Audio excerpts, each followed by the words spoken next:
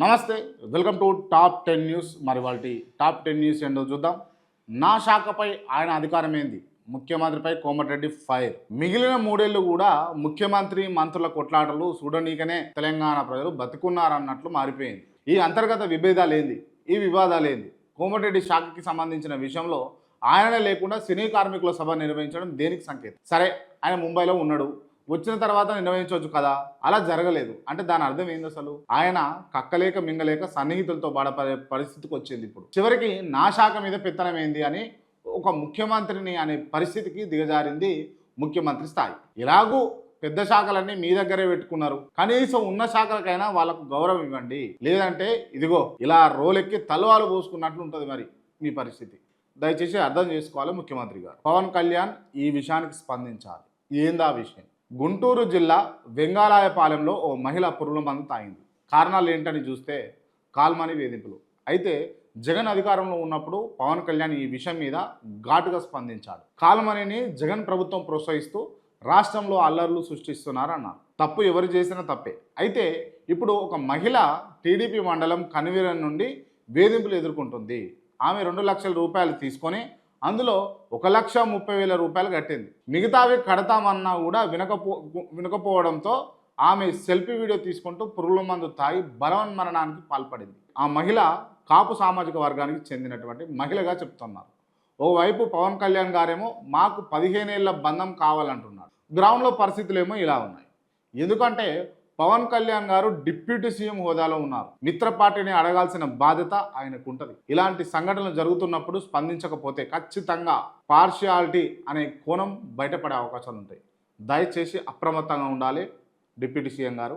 వెలవెలబోయిన సినీ కార్మికుల సభ అసలు ఏం జరిగింది? 2 ఏళ్ల తర్వాత సన్మానం చేయించుకుందామని ఆగమేఘాల మీద పోతే చివరికి సభలో ఖాళీ కుర్చీలు మాత్రమే మిగిలినాయి. అదే నిన్న సన్మాన కార్యక్రమం జరిగింది కదా, దాని గురించే చెప్తున్నాం. సినీ కార్మికుల నుండి చాలా వ్యతిరేకత మూట కట్టుకున్నటువంటి ముఖ్యమంత్రి టికెట్ల ధర విషయంలో మాట మార్చడం, అల్లు అర్జున్ మీద దాడులు, కొండా సురేఖతో నాగార్జున కుటుంబం మీద చేయించినటువంటి అనుచిత వ్యాఖ్యలు, ఇలాంటి ఘటనలు వ్యతిరేకత పెరిగేలా చేసి బహుశా అందుకేనేమో నిన్న సభ పూర్తి అవ్వకముందుకే కుర్చీలు ఖాళీ అయిపోయినాయి. మొత్తం మీద సినీ కార్మికులు కూడా విసిగిపోయిన పరిస్థితి కనిపిస్తూ ఉంది. ఏం జరుగుతుందో చూడాలి రాష్ట్రంలో. కేంద్ర ప్రభుత్వ ఉద్యోగులకు శుభవార్త. అసలు ఏంది వార్త? నిన్న జరిగినటువంటి కేంద్ర కేబినెట్ సమావేశంలో కేంద్ర ప్రభుత్వం ఉద్యోగులకు తీపి కబురే చెప్పింది అనుకోవాలి. 8వ పే కమిషన్ కేంద్ర కేబినెట్ ఆమోదం తెలిపింది. దీని ద్వారా 50 లక్షల మంది కేంద్ర ప్రభుత్వ ఉద్యోగులకు 69 లక్షల మంది పెన్షనర్లకు లబ్ధి కలగనుంది. 8వ పే కమిషన్ చైర్పర్సన్గా జస్టిస్ రంజనా ప్రకాష్ దేశాయ్, అలాగే మెంబర్లుగా ప్రొఫెసర్ పులక్ ఘోష్, పంకజ్ జైన్ ఉన్నారు. దాదాపు 1 కోటి మందికి ఇది సంతోషకరమైన వార్తనే చెప్పాలి. 7వ పే కమిషన్ 2016లో అమలైంది. 8వ పే కమిషన్ 2026 జనవరి 1 నుంచి అమలయ్యే అవకాశం ఉందని అంచనా చెప్తా ఉన్నారు. కానీ గతాన్ని బట్టి చూస్తే 2028 వరకు ఆలస్యం కావచ్చు. గత కమిషన్లు అమలుకు 2 నుంచి 3 సంవత్సరాలు పట్టింది. మరి ఇదేం జరుగుతుందో చూడాలి. 55 సార్లు ఢిల్లీకి ముఖ్యమంత్రి, నిధులు మాత్రం నిల్. రేవంత్ 55 సార్లు ఢిల్లీ టూర్లు తిరిగిన తెలంగాణకు ఒరిగింది మాత్రం గుండు సున్నా. 15వ ఆర్థిక సంఘం నిధుల్లో తెలంగాణ వాటా 2%. 2 ఏళ్ల నుండి స్థానిక సంస్థల ఎన్నికలు లేక గ్రామాల అభివృద్ధి కుంటుపడింది. బీజేపీ పరిపాలన చేసే రాష్ట్రంలో యూపీకి ఈ సంవత్సరం 47,746 కోట్లు కేటాయించారు. ఆల్రెడీ 21,115 కోట్లు రిలీజ్ చేశారు. తెలంగాణలో కాంగ్రెస్కి అధికారం వచ్చి 2 ఏళ్లు పూర్తయ్యే పరిస్థితి. స్థానిక ఎన్నికలు లేక 15వ ఆర్థిక సంఘం 2,991 కోట్లు రద్దు చేసింది. ఇది క్లియర్గా కాంగ్రెస్ చేతగానితనం కాదా? రాష్ట్రానికి రావాల్సిన ఆర్థిక నిధులు దాదాపు 33% నష్టం వాటిల్లింది. దీనివల్ల గ్రామాలు ఎంత నిర్వీర్యం అవుతున్నాయో ఎవరైనా ఆలోచిస్తున్నారా?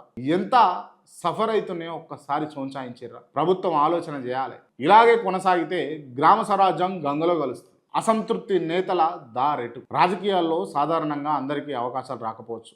దానికి కుల, మత, రాజకీయ అలాగే పార్టీల్లో ఉండేటటువంటి అంతర్గత పోరు వల్ల నేతల్లో అసంతృప్తి అనేది కామన్. మరి ఇలాంటి అసంతృప్తి నేతల ప్రయాణం ఎటువైపు? ఎందుకంటే మన తెలంగాణలో కూడా ఇలాంటి నేతలు చాలామంది ఉన్నారు. కాంగ్రెస్లో జూబ్లీస్ టికెట్ ఆశించి భంగపడినటువంటి అంజన్ కుమార్ యాదవ్, అలాగే నిత్యం రేవంత్ రెడ్డిని టార్గెట్ చేస్తూ వార్తల్లో నిలిచే రాజగోపాల్ రెడ్డి, బీజేపీ నుండి చూసుకుంటే బీజేపీ అధ్యక్ష పదవి ఆశించి భంగపడ్డటువంటి ఈటల, వెంకటరమణారెడ్డి, రఘునందన్ రావు ఇలాంటి నేతల దారి 2028లో బీఆర్ఎస్ అనే ఊహాగానాలు జోరుగా వినిపిస్తూ ఉన్నాయి. నిజంగా ఇదే కనుక వాస్తవం అయితే 2028లో బీఆర్ఎస్ని ఆపడం అనేది చాలా కష్టమైన పని. ఎందుకంటే ఇప్పటికీ గ్రౌండ్లో పరిస్థితి చాలా దారుణంగా ఉంది. ఇలాంటి బలమైన నేతలు కనుక బీఆర్ఎస్ పార్టీలో చేరితే ఇక ఎలా ఉంటుందో మనం ఊహించవచ్చు. ఏం జరుగుతుందో చూడాలి. నితిన్ గడ్కరీ వినూత్న ప్రయత్నం అభినందించడం మన బాధ్యత. పార్టీ ఏదైనా ఎవరైనా ఒక మంచి నిర్ణయాన్ని తీసుకున్నప్పుడు కనీసం అప్రిషియేట్ చేయాల్సిన బాధ్యత దేశ పౌరులుగా మన మీద ఉంటుంది. ఈ మధ్య కేంద్ర ప్రభుత్వం నిర్మిస్తున్న రోడ్లు ఇలా ఓపెన్ చేసి అలా వెళ్తుంటే కూలిపోతున్నాయి. సాధారణంగా ఇలాంటి కారణాలకు సంబంధిత మంత్రిని నిందిస్తూ ఉంటాం. మన దేశానికి ఇది అలవాటు. అందుకే గడ్కరీ అందరూ చేసిన తప్పుకు నేనెందుకు తిట్టు తినాలి అనుకున్నాడో ఏమో. తింటే అందరూ తినాలి అన్న కాన్సెప్ట్ ముందుకు రావాలని చూస్తున్నట్టు అనిపిస్తూ ఉంది. అందులో భాగంగా రోడ్లపై క్యూఆర్ స్కానర్లను ప్రవేశపెట్టాలని నిర్ణయించారు. మనం ఒక్కసారి ఆ క్యూఆర్ కోడ్ను స్కాన్ చేస్తే రోడ్డు నిర్మాణంలో భాగమైనటువంటి మంత్రి పేరు, కాంట్రాక్టర్ పేరు, 3 ఇంజనీర్ల పేర్లు, రోడ్డు నిర్మాణానికి అయిన ఖర్చు, క్వాలిటీ లాంటి వివరాలన్నీ కూడా వస్తాయన్నమాట. జనాలు నన్ను మాత్రమే తిడుతున్నారని, అందులో భాగమైన అందరినీ తిట్టాలని కేంద్ర రోడ్ల రవాణా శాఖ మంత్రి నిర్ణయం తీసుకున్నట్లు తెలుస్తాం. సో మొత్తం మీద ఇదైతే ఆహ్వానించాల్సినటువంటి విషయమే, అందరం చప్పట్లు కొట్టాల్సినటువంటి విషయమే. తండ్రి వద్దనుకున్న కొడుకుకి తల్లి మద్దతు. బీహార్ ఎన్నికల్లో విచిత్ర పరిస్థితి నెలకొంది. మొన్న ఈ మధ్య మాట్లాడుకున్నాం కదా, ఆర్జేడీ పార్టీ నుండి లాలూ ప్రసాద్ యాదవ్ తన పెద్ద కొడుకు తేజ్ ప్రతాప్ని పార్టీ నుండి బయటకు గెంటేశారని. అయితే తండ్రి గెంటేసిన తల్లి మాత్రం కొడుకుకి మద్దతు తెలుపుతా ఉంది. ఆర్జేడీ నుండి గెంటేసిన తర్వాత తేజ్ ప్రతాప్ కొత్త పార్టీ పెట్టుకొని ఎన్నికల్లో పోటీ చేస్తున్నాడు. అయితే సొంత తల్లి రబ్రీదేవి కొడుకుకు మద్దతు తెలపడంతో మహువాలో సిట్టింగ్ ఎమ్మెల్యే ముఖేష్ రోషన్ పరిస్థితి ఎటు తోచకుండా పోయింది. సొంత పార్టీ ఆర్జేడీ నేతలని ముఖేష్ వైపు తిప్పుకోవడానికి బాగా ఇబ్బందులు పడాల్సిన పరిస్థితి ఎదురవుతా ఉంది. తేజ్ ప్రతాప్ విషయంలో తల్లి వర్సెస్ తండ్రిగా మారినటువంటి ఈ పోరులో ఎవరు గెలుస్తారో అనే ఆసక్తి బీహార్లో మొదలైంది. ఏం జరుగుతుందో చూడాలి. రబీ వచ్చిన రైతు బంధు అదే రైతు భరోసా రాలేదు. అధికారంలోకి వచ్చాక 4 సార్లు రైతు భరోసా రాలేదు. అక్టోబర్లో రబీ సీజన్ స్టార్ట్ అయింది. అక్టోబర్ కూడా అయిపోవడానికి వచ్చింది. రైతుల ఖాతాల్లో మాత్రం రైతు బంధు పడలే. అప్పుడెప్పుడో రైతు బంధు రాకపోవడానికి మేమేమైనా దివానగాళ్ళమా అని అంటే ఇక ఇప్పుడు ఎవరు దివానగాల్లో మీరే ఆలోచన చేసుకోవాలి. ఎన్నికల కోడ్ అనేది జూబ్లీహిల్స్ ఉన్న పరిధి మాత్రమే ఉంటుంది. రాష్ట్రం మొత్తం అయితే ఉండదు కదా. మిగతా రైతులకు ఇవ్వచ్చు కదా. 2 ఏళ్లలో అన్ని రంగాలని ఆగం చేస్తుంది. సాధించిన తెలంగాణలో సాగిలపడిన పాలన చేస్తూ ఉన్నారు. రైతుల రుణం తీర్చుకోలేని రుణమాఫీ, రైతులకు భరోసా ఇవ్వలేని రైతు భరోసా పేర్లు మారినాయి, కానీ కాంగ్రెస్ తీరు మాత్రం మారలేదు. రాష్ట్రంలో మళ్ళీ గత 40 ఏళ్ల పాలనని ప్రతిష్కణం గుర్తు చేస్తుంది అంటున్నారు ప్రజలు. ఒకసారి ఆలోచన చేయండి. మధ్యప్రదేశ్లో ఓ పులిని పిల్లనుకున్న తాగుబోతు. అసలు ఏం జరిగిందో చూద్దాం. తాగితే కళ్ళు నెత్తికెక్కుతాయంటే ఇదిగో ఇదే అన్నమాట. మధ్యప్రదేశ్లో ఓ మందుబాబుకి పులికి పిల్లికి తేడా తెలియని పరిస్థితి. ఫుల్గా తాగి పులితోనే సరసాలాడిన విజువల్స్ మనం చూడొచ్చు.